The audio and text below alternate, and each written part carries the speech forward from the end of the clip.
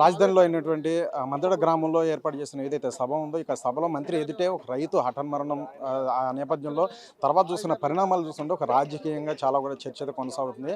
ప్రస్తుతం ఇదే అంశం సంబంధించి ఇటు మనతో మాట్లాడడానికి సిపిఎం బాబురావు గారు ఉన్నారు. వారితో మాట్లాడే ప్రయత్నం చేద్దాం. అయితే ప్రస్తుతం చూసుకున్నట్లయితే ఏపీ సిఐడి కార్యాలయం వద్ద ఒక భారీ ఒక ధర్నా అయితే చేపట్టారు సిపిఎం ఆధ్వర్యంలో. అయితే ఈ నేపథ్యంలో చూసుకున్నట్లయితే దీనికి సంబంధించి ఒక ధర్నా కార్యక్రమం చేపట్టారు. అలాగే రామారావు సంబంధించి ఏదైతే ఆర్థికంగా ఇటు 50 లక్షల ఎక్స్గ్రేషియా కూడా ఇవన్నీ కూడా ప్రకటించాలి. ఈ నేపథ్యంలో కూడా వీళ్ళైతే డిమాండ్ చేస్తున్న పరిస్థితి ఉందో మనతో మాట్లాడిన బాబురావు వారితో మాట్లాడే ప్రయత్నం చేద్దాం. సార్, ప్రధానంగా ఇటువంటి డిమాండ్ చేస్తాం. రాజధానిలో భూములు ఇచ్చిన రైతులకి ఈ ప్రాంత ప్రజలకి న్యాయం చేయాలంటున్నాం. రామారావు గారి మృతికి ప్రభుత్వం నైతిక బాధ్యత వహించాలి. మంత్రి గారి సమక్షంలో జరిగిన సమావేశంలో ఆయన కుప్పగూలిపోయారు. ఆయన మాట్లాడిన మాటలు మాకు అన్యాయం జరుగుతూ ఉంది, న్యాయం చేయండి, భూములు పోయినాయి, మాకు సరైన ప్లాట్లు ఇవ్వలేదు, సింగపూర్ కంపెనీ వాళ్ళకి మాత్రం ప్లాట్లు ఇచ్చారు, మాకు మాత్రం పనికిరాని ప్లాట్లు ఇచ్చారు. ఆయన చెప్పిన ఆవేదన ఎవరు బాధ్యత వహించాల్సింది? ప్రభుత్వం కాదా? అంతేకాదు, మా ఇళ్ళు పోతున్నాయి, ఇళ్ళు పోతే కనీసం మా అందరికీ ఒక చోట అయినా ఇల్లు రక్షణ కల్పించండి అని ఆయన అడిగాడు. ఈ మాట అయిందే కాదు, అందరిది. ఎందుకు వచ్చింది? దీనికి తోడు ఏ మాటని ఈ ప్రభుత్వం కూడా నిలబెట్టుకోవాలి. గత ప్రభుత్వం అయితే పూర్తిగా నిర్వీర్యం చేసింది. అందుకే దీనికి బాధ్యత వహించాల్సింది ప్రభుత్వమే. ముఖ్యమంత్రి గారు ఫోన్ చేశారు, మాట్లాడారు. ఇప్పటి వరకు ఏమైనా అయిందా? ఒట్టి మాటలేనా? కనీసం కుటుంబానికి గతంలో ప్రతిపక్షంలో ఉన్నప్పుడు మరణించిన కుటుంబాలందరికీ న్యాయం చేయమన్నారుగా. మీ గవర్నమెంటే ఉందిగా.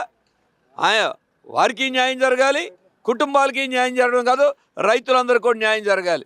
అందుకే 3 రోజుల్లో ఏమీ పట్టించుకోకపోతే గత్యంతరంలాకి ఇవాళ మేము రోడ్డెక్కి ఇది అమరావతి రైతులు ప్రజల యొక్క వాణిని వినిపించడం కోసం ఈ ఆందోళన చేపడతా ఉన్నాం. ఎందుకంటే వారి ఆందోళనని ముఖ్యమంత్రి గారికి చెప్పినా మీరు భూములు ఇవ్వకపోతే ఇంకా 2వ దశ మున్సిపాలిటీ మిగిలిపోతుందని ఆయనే హెచ్చరిస్తున్నారు. ఇంకా ఏం మాట్లాడతారంటే రైతులు మాట్లాడేవారు. గత ప్రభుత్వం ఒక రకంగా నిర్వీర్యం చేస్తే ఈ ప్రభుత్వం రైతులు కూలీల వాళ్ళ మాట వినటం కానీ వాళ్ళ గోడు వినటం కానీ పట్టించుకోవటం కానీ లేదు. ఎంతో ఆశతో ఉన్న వాళ్ళకి నిరాశ మిగిలింది. భూముల రేట్లు పెరుగుతాయనుకుంటే 2వ దశ తర్వాత ఉన్న భూముల రేట్లు కూడా పడిపోయినాయి. ఇప్పటికీ బ్యాంకులు రుణాలు ఇచ్చే పరిస్థితి లేదు. ప్లాట్ల మీద ప్లాట్లు ఎక్కడున్నాయో తెలీదు, ఎప్పటికి అభివృద్ధి అవుతాయో తెలీదు. కూలీలకి పని అన్నారు, అది లేదు. ఇక్కడ ఇతర రాష్ట్రాల నుంచి వచ్చి ఎంతో వేల మంది కార్మికులు పనిచేస్తున్నారు, మంచిదే. కానీ ఇక్కడ ఉన్న వాళ్ళకి పని ఏది? ఎలా బతుకుతారు? అందుకని ఇవన్నీ సమస్యలుగా ఉన్నాయి. దీని మీద మరి మున్సిపల్ మంత్రి గారు అయిపోయారు. ఇప్పుడు 3 మ్యాన్ కమిటీ, 3 మ్యాన్ కమిటీ అయినా 5 మ్యాన్ కమిటీ అయినా దీనికి బాధ్యత వహించాల్సింది మాత్రం ప్రభుత్వం, ముఖ్యమంత్రి గారే. కాబట్టి ఈ విషయంలో అప్పుడొక మాట ఇప్పుడొక మాట మాట్లాడటం కాదు. మీరు వాళ్ళ అధికారంలో ఉన్నారు, మీ బాధ్యత నిర్వహించాలి. గత ప్రభుత్వం నిరాశపరిచినట్టే, వాళ్ళు పూర్తిగా నిర్వీర్యం చేసినట్టే మీరు కూడా ఆశలు కల్పించి నిరాశ కల్పిస్తే సహించేది లేదు. అందుకే ఇవాళ కుటుంబానికి న్యాయం జరగాలి, రైతులు న్యాయం జరగాలని ఆందోళన చేస్తారు. ప్రధానంగా చూసుకున్నట్లయితే ప్రజా రాజధాని అమరావతిలో ఈ యొక్క అభివృద్ధి తీవ్రస్థాయిలో ముందుకు వెళ్ళేట్టు కూటమి ప్రభుత్వం ప్రయత్నిస్తుంటే వారు చెప్పుకొస్తున్నారు. కానీ ప్రధానంగా ఏదైతే మంత్రి యొక్క సమావేశంలో ఈ యొక్క ఘటన జరగడం, ఇది ఉన్న పలంగా అట్లా జరిగిన నేపథ్యం కనిపిస్తుంది. దీన్ని రాజకీయంగా ప్రతిపక్ష పార్టీలన్నీ కూడా చేస్తున్నారు అని విమర్శలు అయితే వస్తుంది. దాని మీద అప్పుడు తెలుగుదేశం వారు రైతులు చనిపోతే రైతులందరూ చనిపోయారన్నారు. అప్పుడు వాళ్ళు రాజకీయం చేశారా? అంటే వాళ్ళు చేస్తే నేను ప్రజా సమస్య, ఇతరులు చేస్తే రాజకీయమా? రాజకీయం చేసుకోవాలనుకుంటే మీరు తెలుగుదేశం, వైసీపీ మీరు తిట్టుకోండి. కానీ ఇవాళ ఆ రోజు పోరాడాం, ఈరోజు పోట్లాడుతున్నారు. రైతులు ఆ రోజు పోట్లాడారు, ఈరోజు కూడా మాట్లాడలేక వాళ్ళ ఆవేదన అంతా వ్యక్తం చేస్తున్నారు. రామారావు గారు చెప్పిన అభిప్రాయం ఎవరు చెప్పింది? అది కూడా రాజకీయమేనా? అందుకే రైతులు మాట్లాడేదాన్ని ప్రతిపక్షంలో ఉన్నప్పుడు మాత్రం వాళ్ళు పొగడ్తల వర్షం కురిపించి అధికారంలో రాగానే రాజకీయం అంటే ఇది సరైనటువంటి పద్ధతి కాదు. ఇవాళ అభివృద్ధి జరుగుతోంది, పనులు జరుగుతున్నాయి, సంతోషం.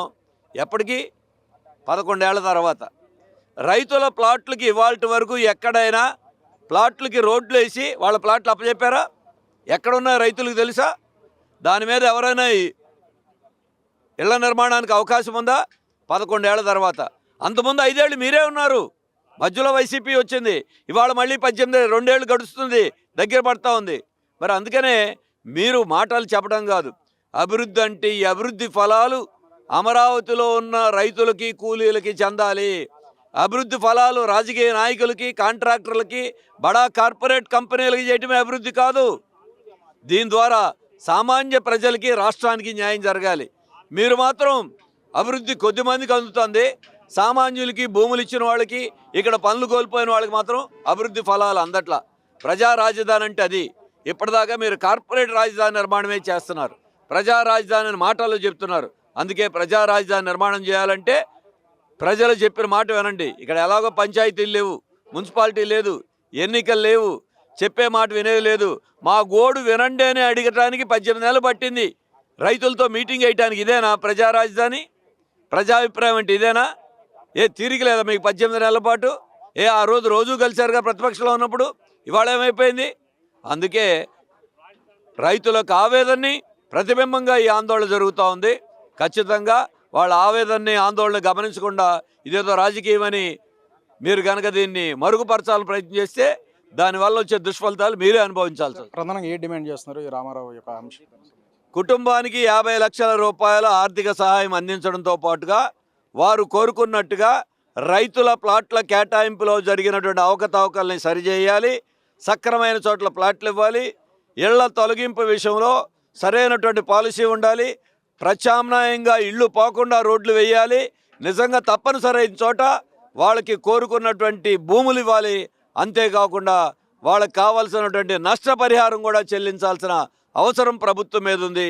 దాంతోపాటు గ్రామ కంటాల సమస్య, జరీబు భూముల సమస్య, కూలీలకి పనుల సమస్య, ఉచిత విద్యా వైద్య హామీలు, వీటన్నిటిని అమలు చేయాలని మేము డిమాండ్ చేస్తున్నాం. సిఆర్డీ కమిషనర్ గారికి మంత్రి గారికి కూడా మేము వినతి పత్రాలు కూడా సమర్పించడానికి సిద్ధంగా ఉన్నాం.